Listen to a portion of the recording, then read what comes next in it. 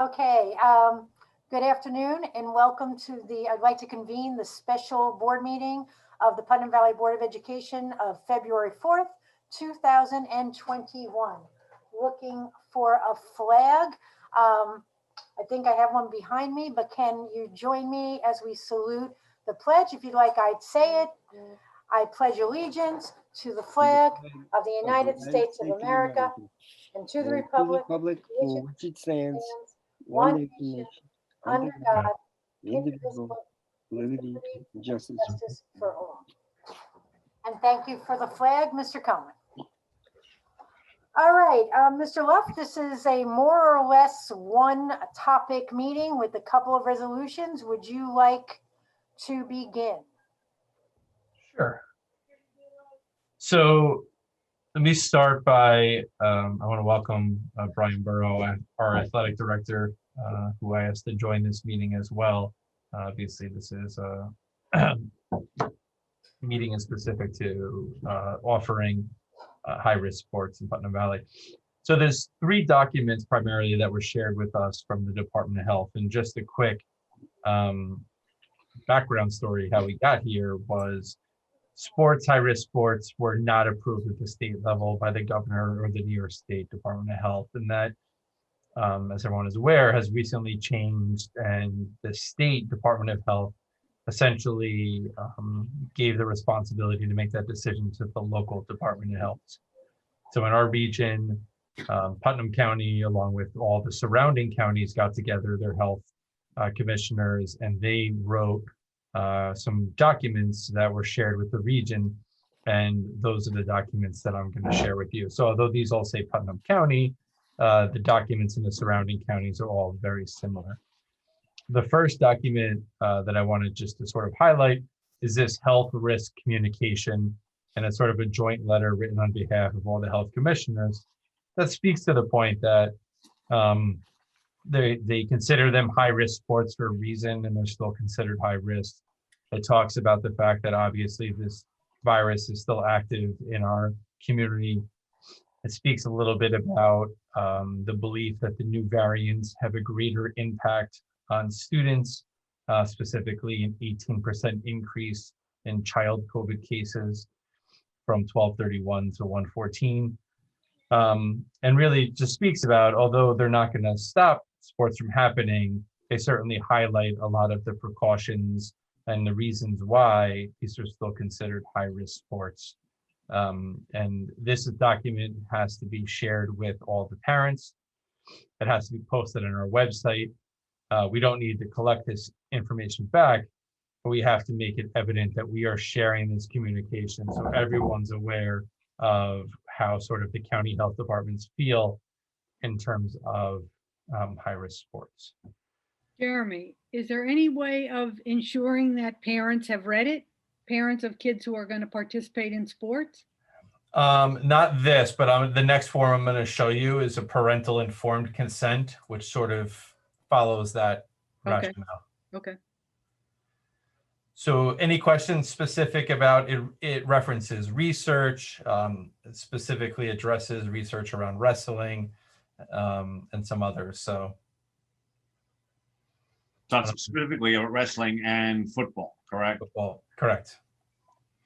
And that there were outbreaks connected to wrestling matches in the fall, and talking about the cumulative interaction issues that happened with the NFL as well. Correct. All right, so if there's no questions on that, we can always come back to it. Let me jump to the next one. So the next document I want to share is this high-risk sports consent form. So to Barbara's point, this is a document that has also been sent home to all of our parents and guardians of student athletes. It references the guidance, and this is where they're acknowledging the fact that there are dangers associated with participation in high-risk sports, what some of those dangers may be, some of the precautions that can be taken to help mitigate those dangers, and essentially signing off on the fact that they know that participation in high-risk sports increases the chance of being exposed and potentially testing positive for the virus and all the associated health risks that come along with that. So this document, before a student would be able to begin practicing, this document must be signed by both the student, parent, and guardian and returned to the school district. I think, Jerry, my answer, my question was similar to Barbara's. Not an electronic signature, a physical signature. No, it says electronic signatures may be used. In our case, we're using, we didn't post it electronically. In our case, we're collecting physical signatures. That's correct, right, Brian? A few of them did come back with electronic. If that's not something we want to accept, we can return them, just reach back out to those families. Because of the, quick turnaround, some of the families didn't have access to printers and submitted them with electronic signatures. And they did all ask if it was okay. Right now, we're just filing, printing them and filing them here. So if that's something we want to change, just let me know. Right. So I guess maybe I'm thinking about this differently. I'm thinking of they can't just check a box that says I acknowledge. Those who are doing electronic signatures are taking essentially a picture of their signature and placing it on the signature line. So in this case, because some families may not have printers, that's sort of the easiest way to collect that information back. I think due to the severity of this, have there been any outreaches by the coaches or Brian to the parents just to make sure, we all get when we do an app, we click, I agree, but just to confirm that they did read this. So I can, This came out yesterday. So I would have to say, no, I have not reached out to each family and asked if they read it. My email to them, I can read to you if it would help at all. I just said, hello, winter athlete parents, guardians, and coaches. Thank you for your patience as we continue to navigate the DOH requirements. We now know that the following 3 documents must be distributed to all parents and coaches of winter athletes. Read through them all. 2 of them must be signed and returned by both the parent, guardian, and the athlete.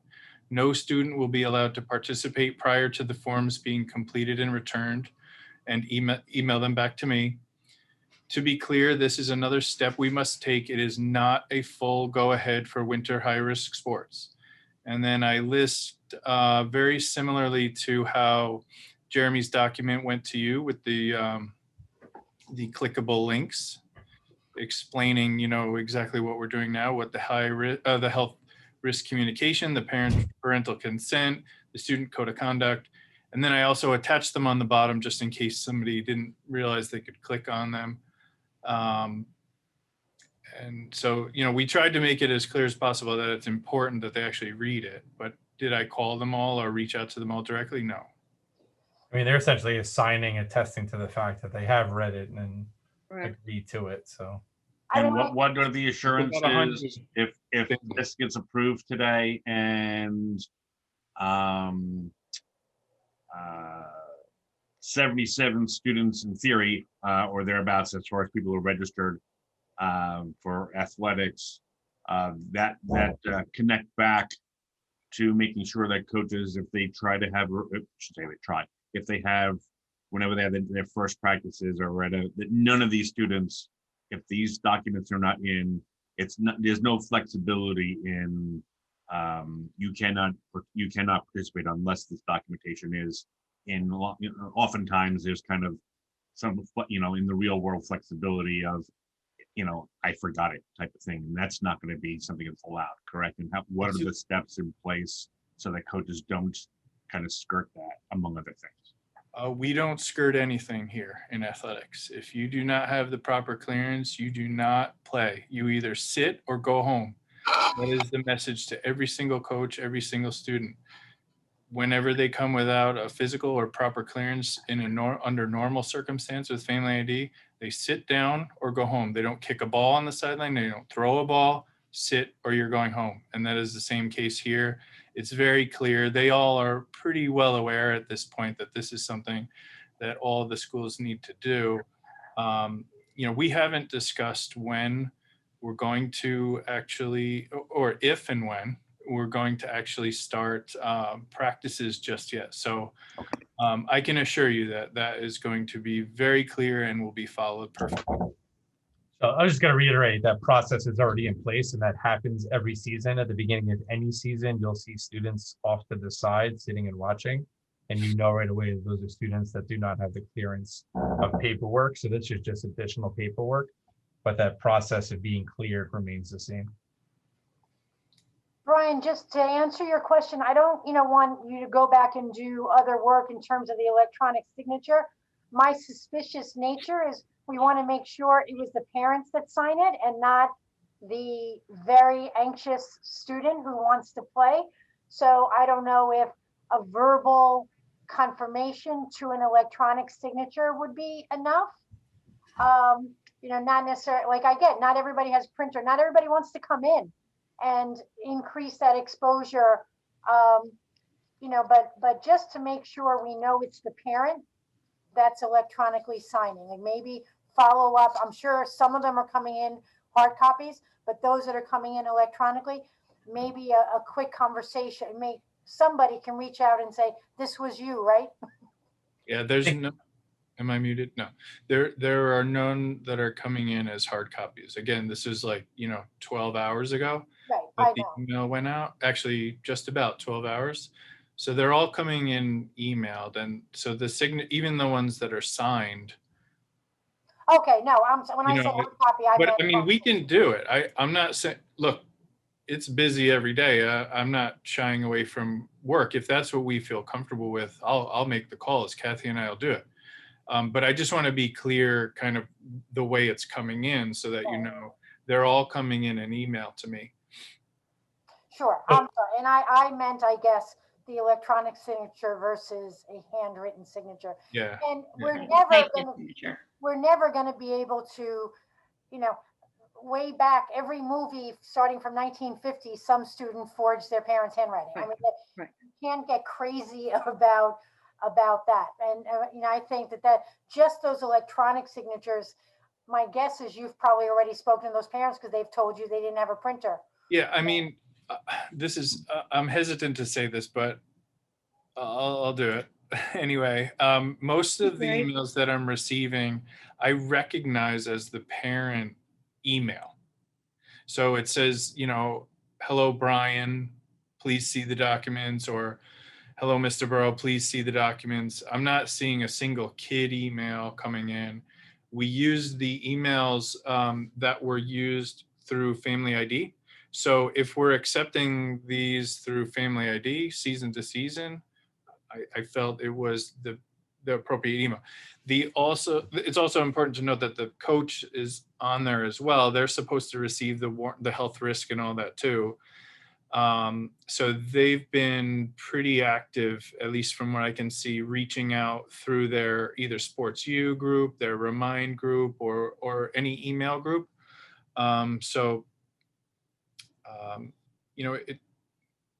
The goal is certainly to make sure that it's the parent that is doing the signing.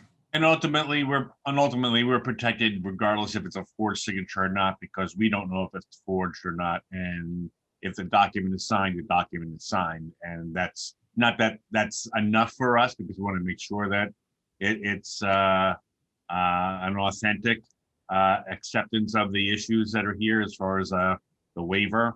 But I think as far, and I'm not a lawyer, obviously, but if it's signed and we don't, there's no reason to believe that it's signed by somebody other than a parent or guardian, we're still protected as a district based on whatever this document says. Yeah, I think you're right. The more I thought about it, we're a hard signature, whether it's on an email or print, is no guarantee anyway. So Right. at least. But we are protected because we had documentation that somebody signed it for them. And the email is an extra layer because it's coming from the parent. So that's great. Brian, have you received any additional questions regarding these forms? Not a one. Okay. I think they were, So I think they were ready to attempt to start Monday, and then we had the snow event, and then Tuesday, somewhere in the 4 o'clock timeframe, we received the additional requirements from Putnam County DOH. So, um, you know, I think most of these families were already, to whatever extent, in agreement to allow their kids to participate. So it seems as though it's just, you know, another step that we have to take for them. Not what is this? This is crazy. What is this COVID you're speaking of, kind of thing. Any other questions on the informed consent form? No, thank you. So then the last form that we'll be collecting is this code of conduct. So the code of conduct form, very similar to the informed consent, but this speaks more to the assurances that both the parent and the student athlete will be making in terms of following the precautions and health and safety protocols that are in place each day, including completing the screening, which is we did very similar in the fall, wearing a mask and all of the other measures that are in place to maximize the safety for as much as possible while participating in high-risk sports.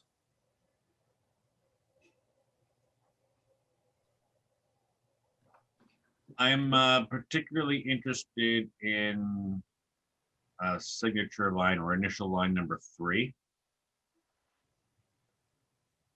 Is this a matter of, you know, I mean, not that I'm expecting anybody to police anybody, but at the same time, that's what that line is all about. And if how and I'm just talking, I know from experience with my daughter at school, where there are actually apps to report other students because of the violation of health guidelines.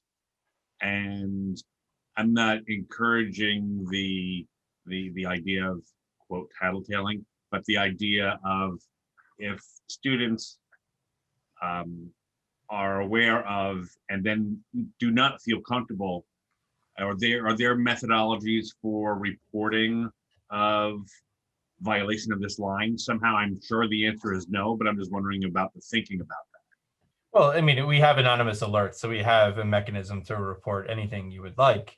But absent of evidence, right, some kind of documentation of such, it would just be sort of an anonymous, sit down and have a conversation with the individual. But there were cases in the region, if you think back to the fall, where school districts received documentation of students participating in these types of activities without wearing masks.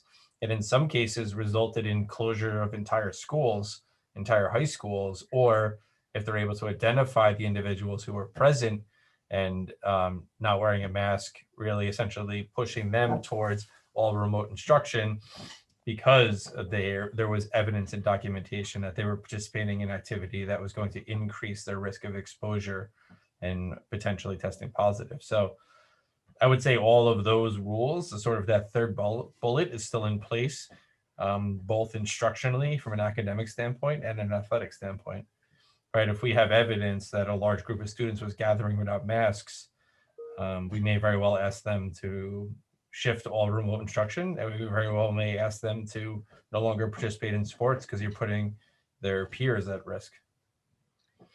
Right, because I'm thinking of particularly this Sunday as a prime target for that type of activity.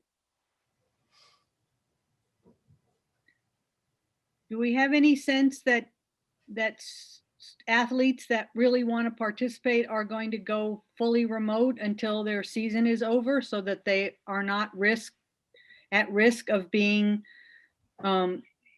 quarantined at home? I mean, It's happening. yeah, Okay. in my opinion, I think there is a high likelihood that that'll happen in many cases. Okay, all right. Especially in Putnam County, where we're still doing contact tracing within classrooms in a 5-week or now almost a 4-week season. I think individuals who are serious about playing sports will likely not want to run the risk of being quarantined. Okay. and already were remote. I mean, that's when I saw when we got that last wave of students going remote. Each day I would look at the new list, and it certainly seemed like there were a lot of athletes on there. Okay. And we're hearing that's happening most places. Which means, in-person attendance in the buildings is getting less and less, actually in the building, because we're only talking about the high school. Right. Yeah, we've definitely seen a shift in that direction following the holiday recess and the beginning of high-risk sports. I would imagine will result in additional students. Although to Brian's point, there's not that many that may be left, but I certainly would expect. Isn't more. the irony that they don't want the not wanting to lose the season, and then you become in theory more safe by staying out, so you don't have to be quarantined, but you'll get close contact in the sport itself. I just It's a find circle. some dichotomy of safety there. Absolutely. I know. So along those lines, some districts have required athletes to go all remote, which I think is an interesting and semi-anti-mission statement to make. But from a public health standpoint, they're trying to justify that high-risk athletes are not going to create a greater risk for those in class. Not that I'm advocating for that, but some districts have gone that far. I just would hope that, that they weren't being encouraged to do that by. Not from what I've heard. Good. I would certainly think that they wouldn't want me to know if they're doing that. I mean, You're last on the list. Jeremy and I are on the same page. That is, and Joe, same thing. It's very interesting. I get it, but it's kind of, we're here for school. Right. We're for Oh school. yeah, there's that.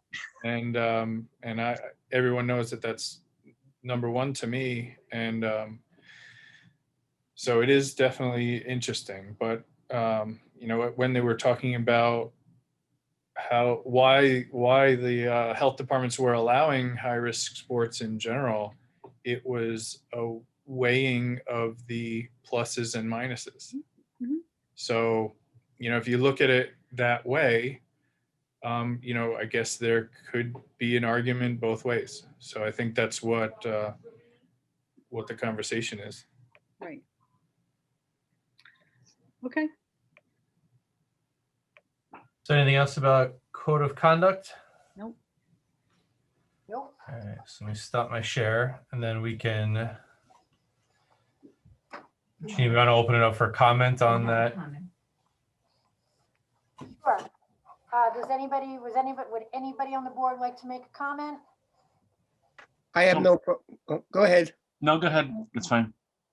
I was just gonna say, I know from the students that this is important to them, sports, no matter how we cut back and change it.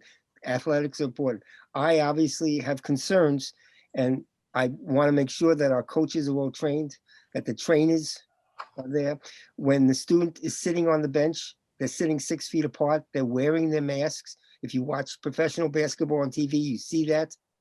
The two teams are separated, they're spread out, that when they come off the field, or especially the wrestlers, when they come out, they wash their hands with a sanitizer. At the end of the match, the coaches remind them, please, your clothing has to be washed. You have to take a shower. And we remind them, or we can't enforce that, but we remind them.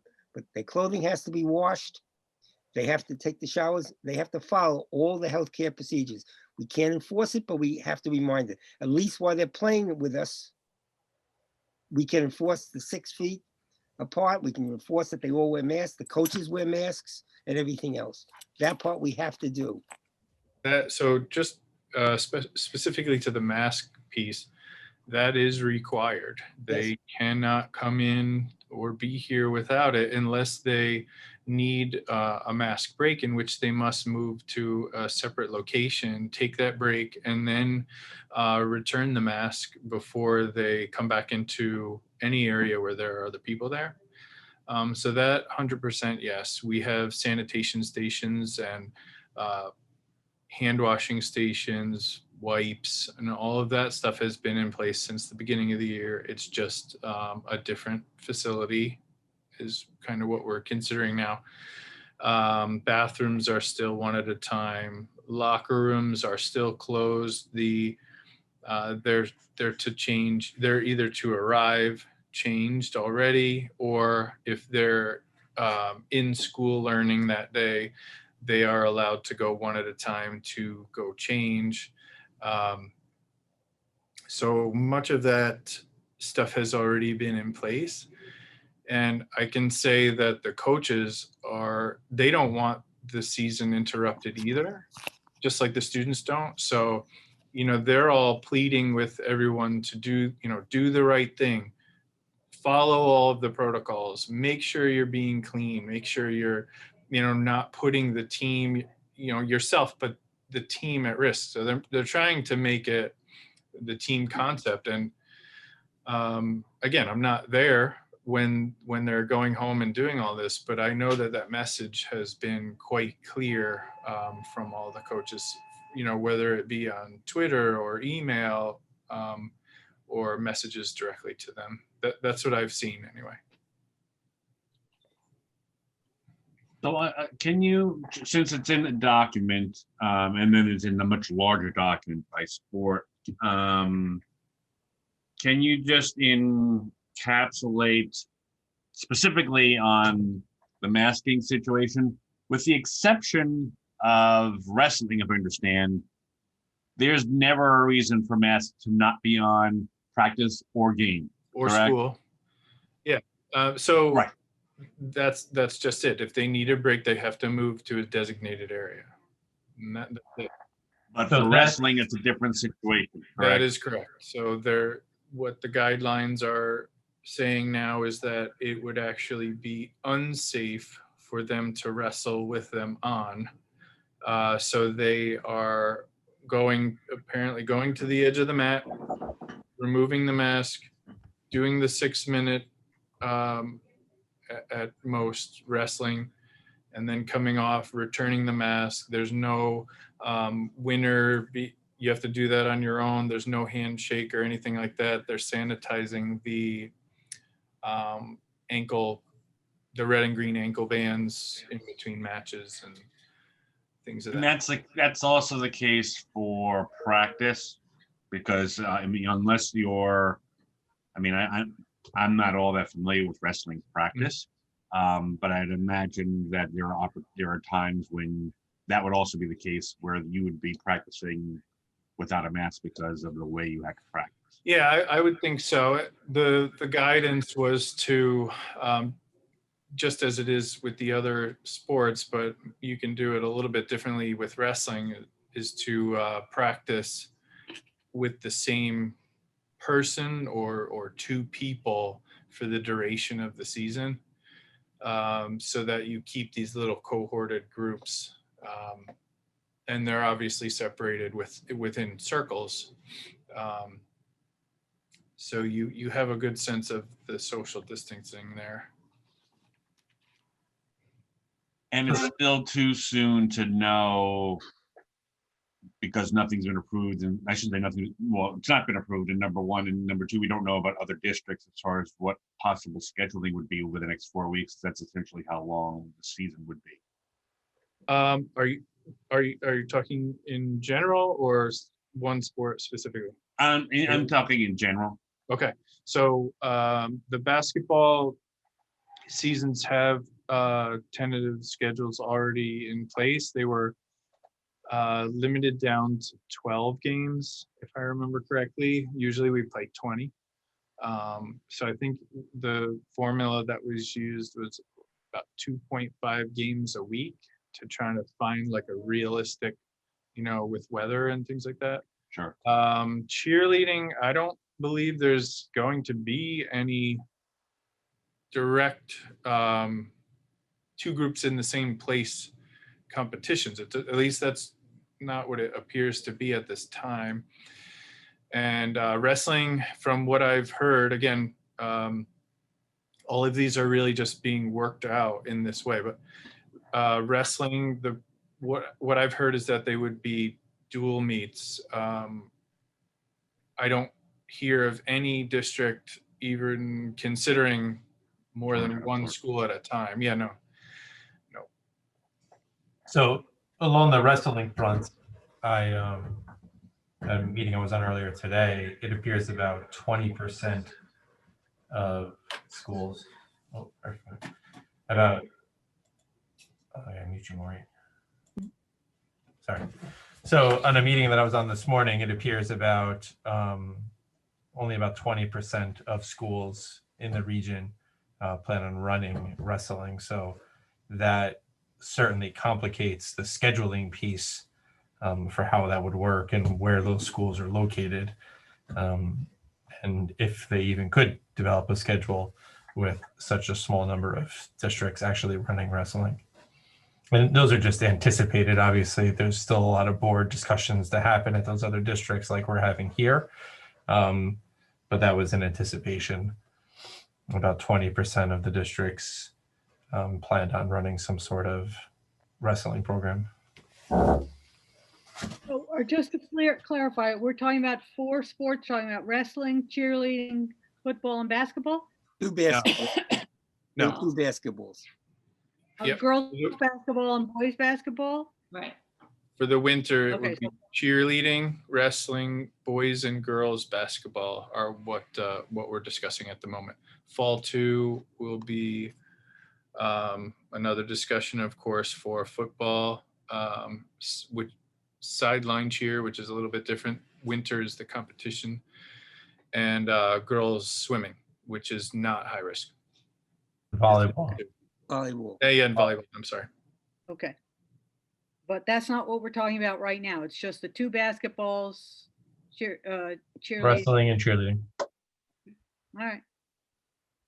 Brian, how has it been getting referees for the events? What do you anticipate? It's going to be interesting. A lot of, I mean, I don't think it takes a genius to look out there and see a lot of older folks are primarily the officials. So I think primarily in wrestling so far, we may have an issue. I don't know. It's going to be very interesting, especially when you consider how are we going to schedule? Are we attempting to do, girls team away, boys team at home that day? Or, there's a lot of pieces that'll come into play there. So that's why we're trying to get some sort of schedule together so that BOCES can attempt to start assigning officials. Normally they do that in, I was told, a 6 to 8 week period, and we're doing it in about a week, or they are anyway. So I really don't, that would be more of a question for BOCES, but I've heard that it may be an issue. And what happens if, say, we approve wrestling today, but you don't have any competitions at all? Is it still going on just in-house practicing, or will you stop the program? Well, Well, I don't think we've gotten that far yet. yeah, we haven't really gotten that far. I guess the first thing we would have to decide as a district what we want to do. I think the second thing is to figure out who else is going to be doing it. And then see if we can cobble together some sort of schedule. Those are the words of the wrestling chair, cobble together. And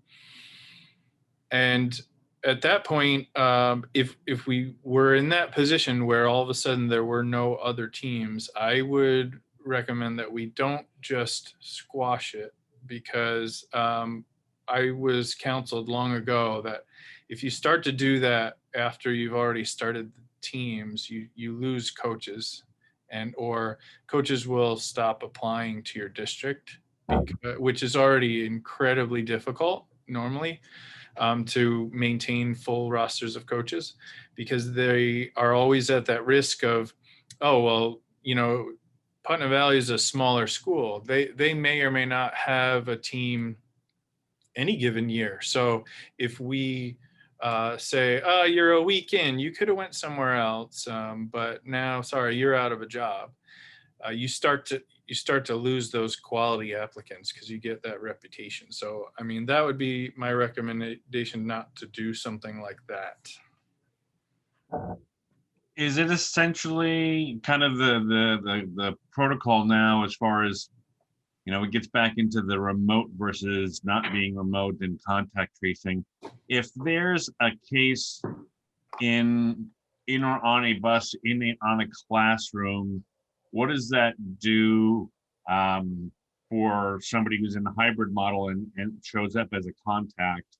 That they would have to be in quarantine. But if there is somebody on the team that has a positive test, that shuts down the entire team, correct? And that's what the guidance we received from the Department of Health. It would be very hard to make an argument, with the exception of maybe track, where students are running individually, to not warrant quarantining all members of the team. They're on the bus together, they're practice together, they're prolonged periods of exposure, and Putnam County has not changed the guidelines, and New York State has not changed their guidelines for contact tracing. So I would imagine in those cases, the entire team would be quarantined, and that's happened in the fall for other teams. All right, I have a little statement that I kind of read, so I didn't mess it up. I wrote down so I didn't mess it up, but I just want everybody in our community, as you can tell from this current conversation, that this resolution tremended a tremendous amount of discussion among administrators, board members, coaches, and parents throughout the region in all schools. It's a resolution that, in my opinion, at first glance, does not make sense.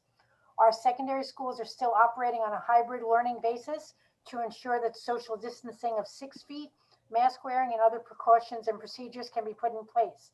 We have not been able to return to full-time in-person instruction for all students because we don't have the space to comply with these social distancing guidelines if all of our students are present. However, this resolution proposal will allow about 75 of our students to engage in activities that put them within 6 inches of each other, let alone 6 feet, and prevent the same level of prevention precautions. But the Department of Health has determined that looking at the statistical history of how the pandemic of schools have operated, students can engage in these activities with procedures and forms in place, as Dr. Loft has already mentioned. I'm not entirely sure how risky this all is, but I do know that we had to consider with the same amount of energy the positive effects that participating in these activities have on our students. And so I've decided personally to support our students' participation and in favor of the resolution. But I do think it is essential to impress upon everyone the importance of complying with the practices and guidelines laid out in the Code of Conduct and consent forms, and encourage all students, participating athletes or not, to operate under universal precautions. Assume everyone can be infected and take precautions every single day, such as mask wearing, social distancing, hand washing, etc. I just wanted to kind of lay that out, and that summarizes, I think, Brian, your whole last week, I would imagine, and all the conversations that have happened in the county. We do have to look at how important sports are to our children and how important school is to our children as well. There is one public comment, public question. It just had to do with, are we concerned about filling out the COVID forms each morning? I mean, that process would remain the same as it did in the fall. For students that are hybrid or all remote, would still need to complete that form prior to arriving at practice. So that process would remain the same and be a requirement that the health screening be completed each day for all student athletes. How are coaches seeing that? We Right. created a separate, go ahead, Brian. Okay, just to jump in there.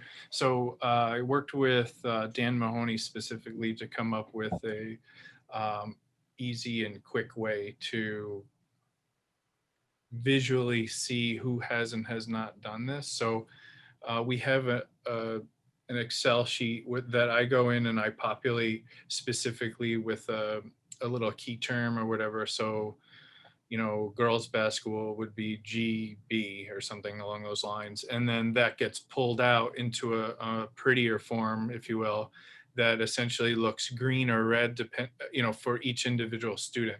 So not only does that get populated every 24 hours, it resets and repopulates, but that is shared with the coach. So the coach is on it. They won't allow a student to come in without the screening. We visualize, check it and make sure that the coaches and the students are aware that they must do it. And the coaches are also on an email that gets sent out daily, very similar to the employee email. So they're also required to do the screening prior to arrival. So that's something that luckily we took care of and really became quite streamlined in the fall.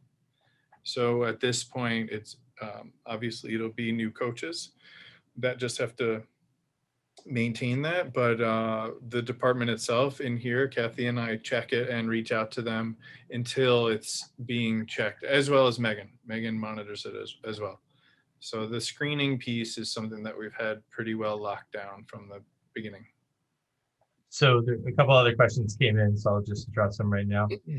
The first one speaks to parents and spectators. So section 1 has already set a policy, and all the sectional policies are unless more restrictive by the school district. So we can certainly have conversations of whether or not we want to be more restrictive, but we cannot be less restrictive. So for all indoor sports, there are no spectators allowed. So that would be basketball and wrestling, and cheerleading if they're competing indoors. So there would be no spectators allowed. The one exception from the section was the exception of a senior night that 2 parents or 2 individuals per student would be able to participate. But we have not yet had that conversation in-house as to whether or not we would allow that or be more restrictive. So that's the spectators.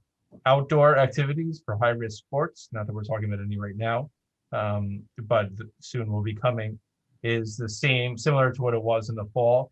2 spectators per home athlete only would be allowed. And again, that's a sectional policy, not a local one regarding spectators. The next question has to do with the cameras. The local live cameras are up and running in the high school gym, or I don't know if they're running, but I know they were installed out on the turf. They're running. Yep. They're running. So we would stream any events that were happening in the high school gym or out on the turf would be available through the local live system. And are only players allowed in the areas where the sport match will happen. So the reality is indoors, there should be nobody else there. So there should only be athletes there. And outdoors, access to the sideline would certainly be restricted to district personnel who have a reason to be there, and to the athletes and trainers and others approved by, I would say, Brian or myself to be there. Is that it for public? One more. Okay, sorry. So I think I addressed this one. It speaks to outdoor sports like football. When we get there, right now the sectional policy is still limited to 2 guests per home player, and that would be true for football. Now, I know it's structurally challenging already with this season with space. One of the reasons why we have a wellness center built is because of wrestling and cheerleading and space and where they practice.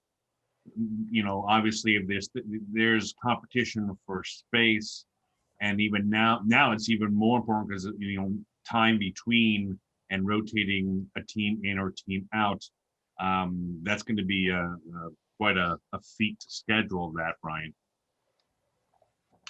Yeah, so I spoke with Dave about a week ago now, and he and Brian and some of the other custodial staff set up early in the morning two of the foggers, for lack of a better term, inside the gym to make sure we had a sense of not only how long it would take so we can schedule practices and things appropriately, but what it would actually do to the floor surface. You know, would it need additional dry time? Would it need an additional sweeping time? So we were trying to anticipate scheduling all of these things ahead of time and get each of the spaces that we'll be potentially using sorted out so that we knew coming in. So, you know, we weren't putting the cart before the horse, so to speak, as far as, okay, we can open, let's figure everything out. We were trying to figure it out before we were ready. Right. So I think we have a pretty good handle on the cleaning that we need to do in between. There definitely will be some additional work for the custodial staff. That's no doubt. But it's something that, again, you know, if we're here for the kids, that's something that we would have to do. So I think we're prepared in that area. And Jeremy, to be clear, the even though it's pretty much it's on its way to being done, the wellness center is not does not have its certificate of occupancy yet for us to actually be able to use it. Correct? Correct. The 2 feet of snow we got, put a hamper on the concrete pads we need poured outside the doors. That's sort of the one outstanding item we need to complete before we can get a CO for that space. So I don't have an updated timeline for when they're going to be able to dig out and pour concrete in those locations. So once that's done, we will be able to begin using that space. But we don't necessarily have a timeline at this point in time, depending upon the weather.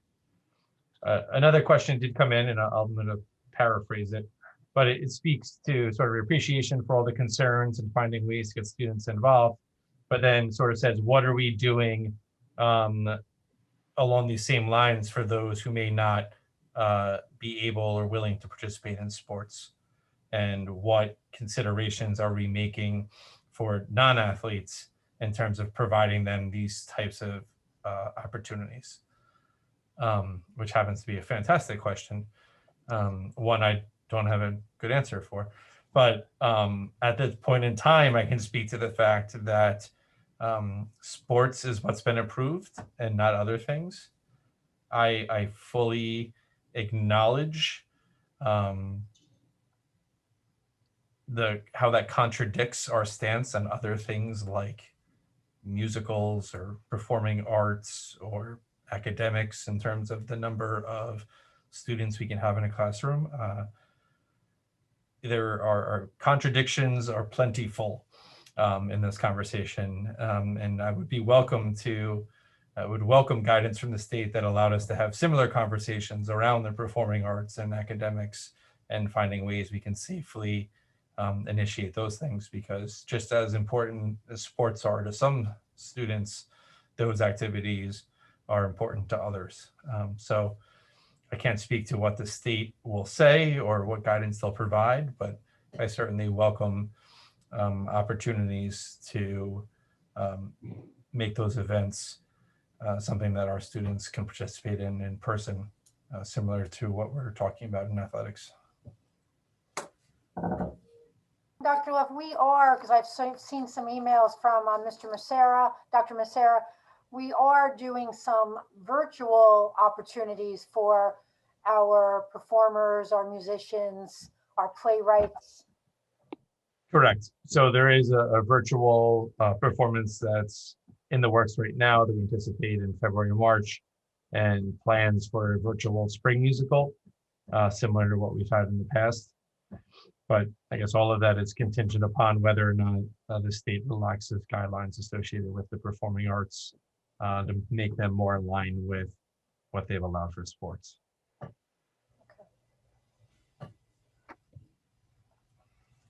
Is there anything else from the board, or are we ready to move on to new business?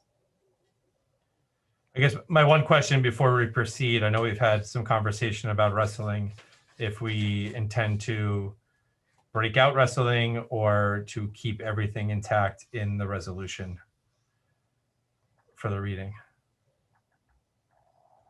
I mean, it appears to me that the resolution allows wrestling to be included as an umbrella, but given the fact that there's only 20% of schools so far participating, that the wrestling chair is using expressions like cobble, I am not entirely confident that we're going to see wrestling anyway, certainly not in contests.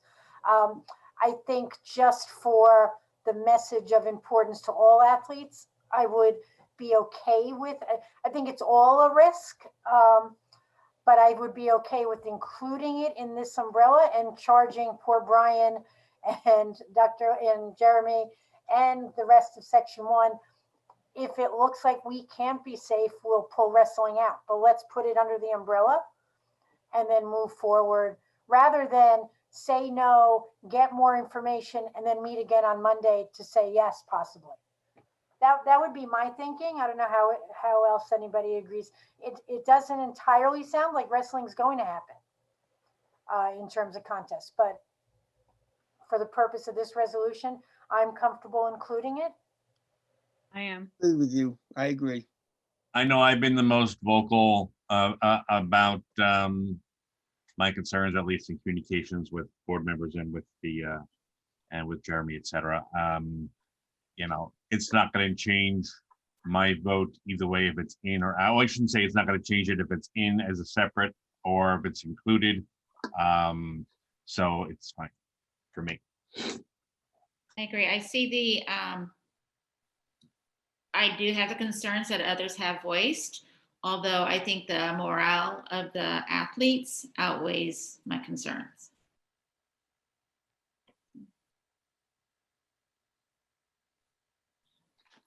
All right, so let's move on to new business. Mr. Ferraro, do you want to read it? Number 1? Where? You have to go to open up a dual window with board docs. Oh, okay. There is a special meeting in board docs. I do have it printed out as well, just in case I couldn't figure out how to do that.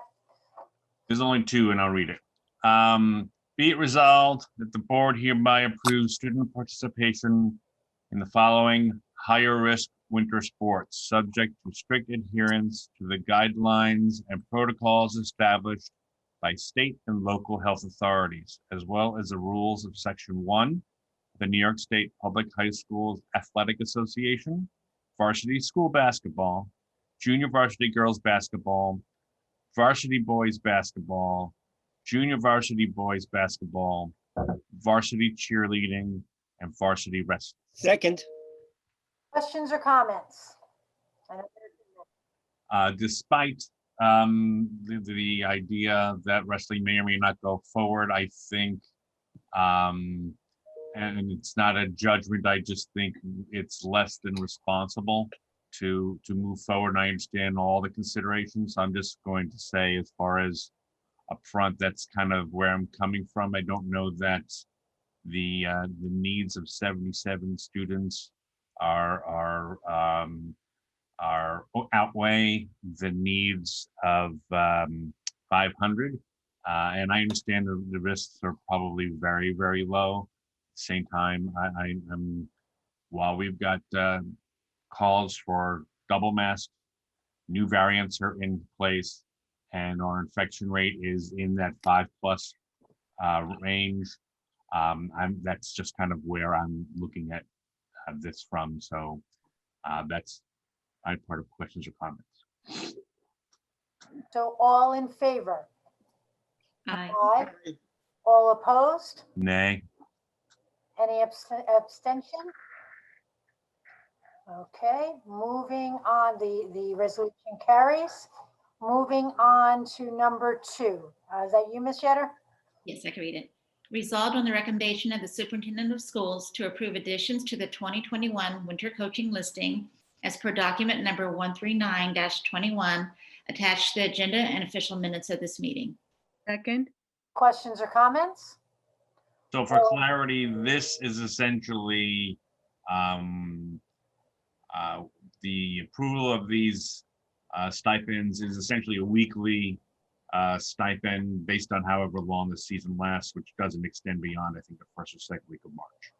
Okay, Correct. It's in line with the MOA we signed with the teachers union at the beginning of the school year. All the coaches are aware. They've signed off and agreed upon that weekly rate of pay, which was shared from Brian in his office.